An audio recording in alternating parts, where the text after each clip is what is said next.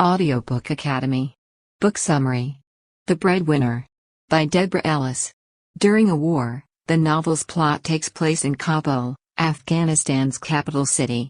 When a bomb devastates a wealthy family's home, they find themselves living in a cramped living quarters with their children.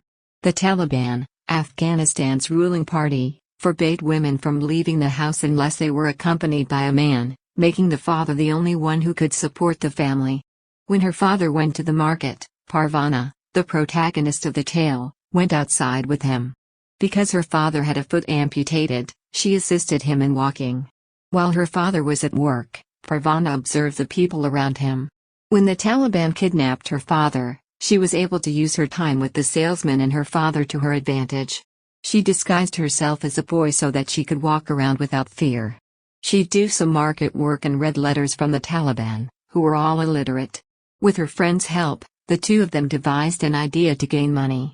A number of pressing issues are addressed in the book, including the inability of women to walk down the street without being harassed or raped, the requirement that they wear full body coverings, and the dread that they would be abused.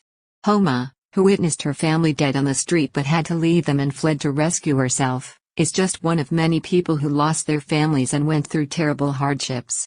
They fantasized about a better future and even began running away from home without any idea of where they'd end up. This is a third-person singular narrator's perspective on the story. Chapter 1.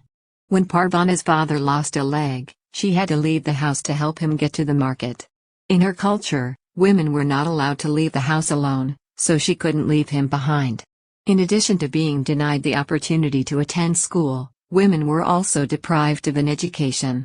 Parvana and her sister, Noria, were also unable to go to school due to the Taliban, and their mother, a radio station writer, was fired.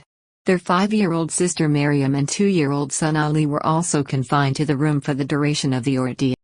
Despite her age, Parvana is really petite. She lost her father's leg during the bombing of the school where he was teaching. Despite the Taliban's objections, she helped her father sell his wares at the market. Sitting next to her father, she was privy to a wide variety of sights. Because so many individuals lacked basic literacy skills, her customers frequently requested that her father read the correspondence they received. Even in their day, her parents were one of the few who could read and write well. They were fluent in English. Parents of Parvana's were members of an Afghanistan family that was well respected and well known. When a bomb blew up their house, they had to relocate frequently. A little room is now all that they have to call home. Afghanistan's conflict had been raging for 2 decades. They made as much money as they could selling everything they had. When her father was injured, he had to give up his prosthetic limb. Noria remembers Kabul as a beautiful city, but Parvana only sees it as a desolate wasteland. Their current residence was in a state of disrepair. Chapter 2. She and her father returned to the family house. When the bucket ran out of water, Parvana's mother ordered her go and get some. When Parvana's mother and sister were forced to wear burqas, they were unable to carry water. Because there was nothing else to do, the mother and Noria cleaned frequently. This group would be in charge of deciding what items are offered for sale. After noticing that they were about to sell some of Parvana's favorite garments, she went up to them and challenged them. Her mother warned Parvana that she had no right to speak out against her daughter.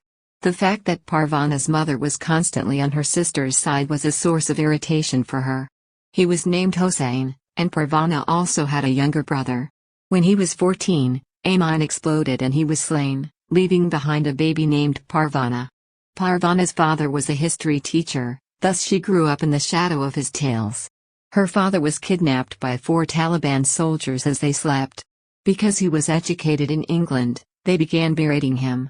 They shot her in the head with a gun and she collapsed to the ground as she tried to defend him. He told Parvana to be his Malali and take care of everyone, and he was proud of her for it. With Malali's support, Britain was defeated by Afghanistan in his stories.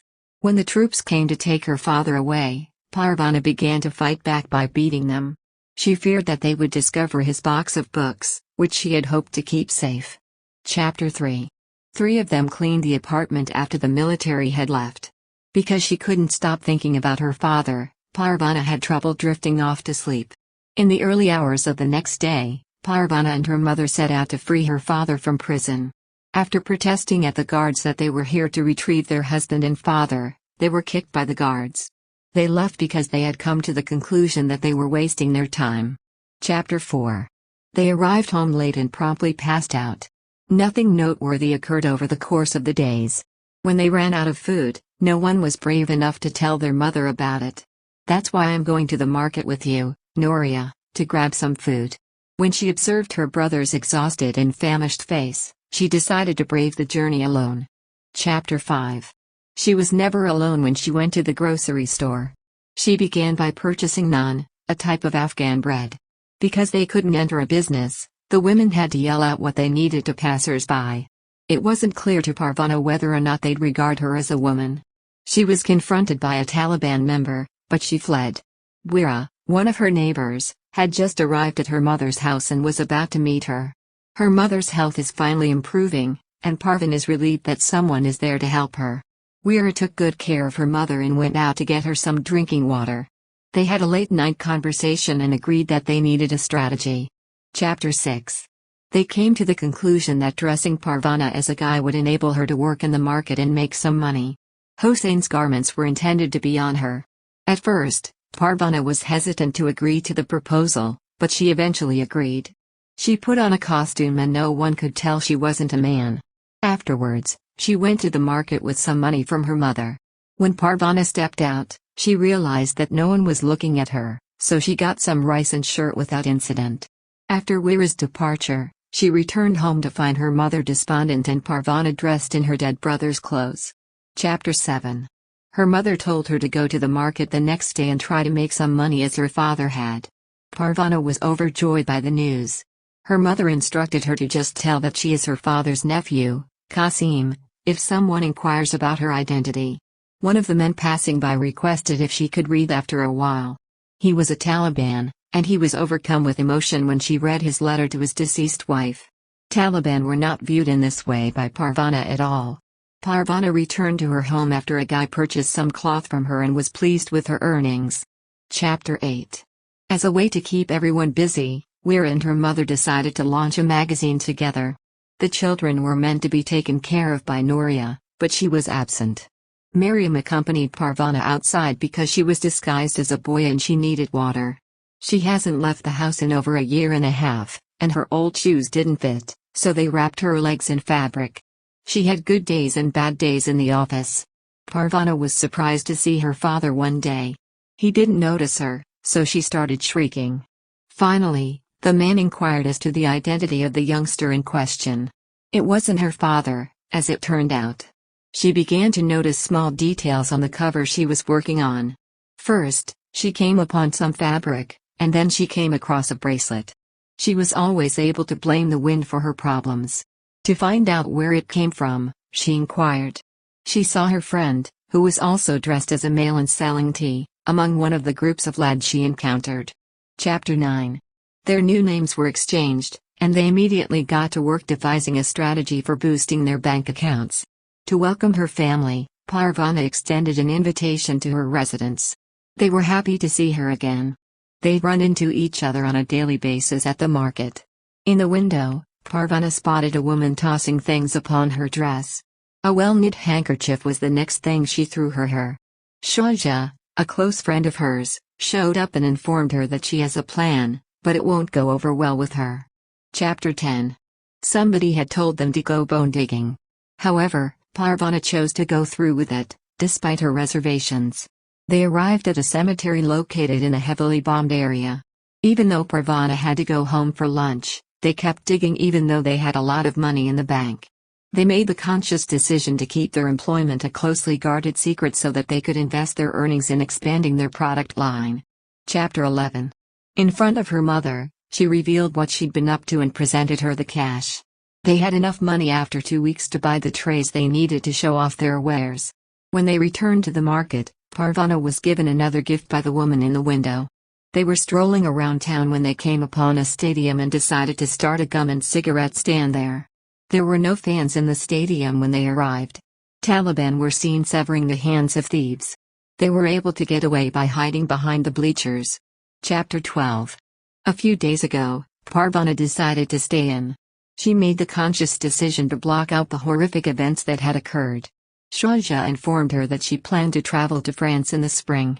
A little school for 5 girls was established in the apartment of Parvana's mother in Wira when summer arrived in Kabul. Parvana learned of her sister's upcoming nuptials in the middle of the night. Chapter 13. Moving to Mazar-i-Sharif was the only option for them. That's where the Taliban weren't, and that's where they could have finished high school. The mother assured them that they will return to Kabul in October after attending the wedding. Parvana didn't like it because she hoped her father would return and she wished she could be here to welcome him back. In spite of her wishes, Parvana was obliged to travel. It would have been difficult for her family to explain why she was born a boy in the end. Wira was her only companion. The following day, they set out on their journey. An enormous storm hit in August and Parvana was forced to hide in a building. A woman's cries could be heard in the distance. Chapter 14. When Parvana lighted her match, she was startled to see a woman crying on a chair. After revealing her real name, Parvana explained why she was mistaken for a boy. Parvana risked her life by taking the woman to Wira, even if she wasn't covered up. Until they returned home, the women were silent. When the Taliban attacked Mazar-i-Sharif, she was able to flee. Her name was Homa. Parvana was frightened by the presence of her family. Homa's family was killed by the Taliban. Shahja had called Parvana, so she returned to work after a few days off. Walking home one day, she was overjoyed when she found her father seated on the steps. Chapter 15. He was released by the Taliban and returned to his family by 2 men. His wounds were healed with Parvana's help. Homa and Miss Wira went to Pakistan with Miss Wira because Parvana no longer needed her. With her father, Parvana planted a flower where she used to sell her goods because she was leaving for Mosul with the woman who had been throwing gifts from the window. Wira gave Parvana a magazine before she departed and instructed her to tell her mother that the magazine had let the world know what was happening in Afghanistan. With her father by her side, she set out to find her family. Characters: Parvana, her parents, Nouria, Wira, Shahja, Mariam, Ali, Homa. Characters analysis. Parvana was an 11-year-old Afghan girl who resided in Kabul with her family. After a bomb detonated in their home, they were forced to relocate to a one-room shack. In the aftermath of her father's imprisonment, Parvana took on the role of a man in order to support her family. She went above and above the call of duty. Because the Taliban forbade women from leaving the house, she stopped going to school. Even though she didn't always like her family, especially her condescending sister, she took care of them. Parents are well educated and, as a result, unusual in Kabul. They came from a long line of well-to-do households. This is what happened: the mother cared for her children while her husband was in jail. Nouria P. Parvana's older sister, who was a braggart and who used to berate her younger sister. She was almost usually covered up. Nouria was married in Mosul because she wanted to complete her study. Canada is the place of Deborah Ellis' birth. When she was 11 or 12, she began writing. During her travels, Deborah decided to jot down the stories of the people she encountered. An anti-war campaigner, she also serves as a humanitarian. Her first book, The Breadwinner, was released during her travels through Afghanistan. Besides Parvana's adventure in Mud City, she also authored sequels. Women of the Afghan War is a book she wrote for adults. As well as discussing issues in other countries, she also wrote about those in her own country. Deborah sought to draw attention to the issue of poverty in Canada in her book Looking for X, which tells the story of a young woman living in a rundown part of Toronto. The Heaven Shop, a novel she authored about AIDS-infected Malawian orphans, is her best-known work. A Company of Fools, Bifocal, and Children of Mummy are only a few examples of her many other works. Thank you for listening in Audiobook Academy. Don't forget to subscribe and smash that like button for more content like this. See you in next video.